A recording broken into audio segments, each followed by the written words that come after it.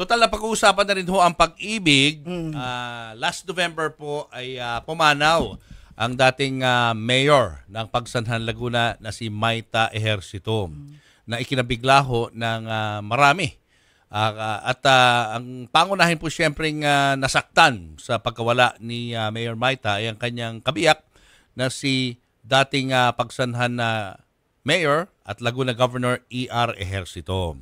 At hanggang ngayon po, hindi pa rin po matanggap ni Governor E.R. yung pagkawala ng kanyang misis. Siyempre, iba yun eh. Ang haba ng panahon na kanilang pinagsamahan at bigla na lang sa isang iglap ay nawala ang kanyang kabiyak. Panoorin po natin ang bahagi ng aking panayam kay dating Laguna Governor E.R. Ejercito. Matagal na itong interview na ito dapat eh.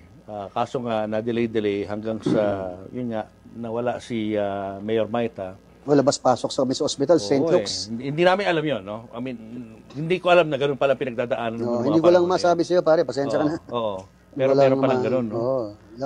Actually, 10 years ang battle ni Mayora Mayta sa cancer. Nag-umpisa yung kanyang cancer noong taong 2014 nung illegal. Ilihitimo na tinanggal ako bilang lihitimong gobernador ng lalawigan ng Laguna ni Pangulong Benigno Noynoy Aquino. Nilaban namin sa Supreme Court. Umasa ako na mananalo kami pero sabi nga ng mga political analyst, mahirap kalaban ng Malacanang. Mahirap kalaban ng presidente ng Pilipinas. Dahil ang utos ng hari, hindi nababali. Kaya't pinaliwanag ko na lang sa aking mga kababayan na huwag kayong mag-alala. Ako ang gobernador ninyo ngayon at magpakailanman. Antayin ninyo ang pagbabalik ng Agila. Yun po ang sabi ko sa kanila. So yun po ang naging umpisa ng political stress na binabanggit ng internal medicine doctor namin sa St. Luke's, Quezon City. At wala naman po sa lahi ni Mayora Mayta ang cancer. Kaya dahil sa political stress, dinibdib niya masyado yung pagtanggal sa akin bilang gobernador na wala namang basehan. Nag-manifest ang kanyang cancer cells at na-develop siya ng breast cancer, stage 2. Namatay na ako ng tatay, namatay na ako ng nanay.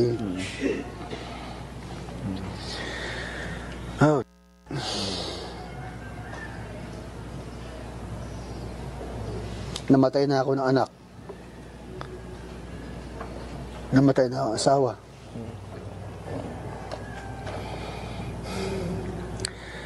Ang kamatayan po,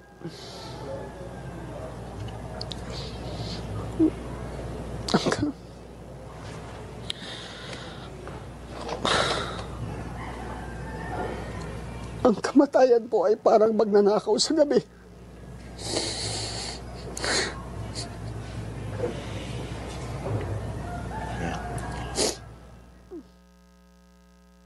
Ayan, malungkot, no? Mga kapatid. Pero pag pinanood nyo po yung vlog na ito, isa ho siyang roller coaster of emotions na vlog. Kasi nagsimula ho kami dun sa pagpapakita ho ni Governor E.R. ng kanyang tirahan, which is a 113-year-old mansion dyan sa Pagsanhan.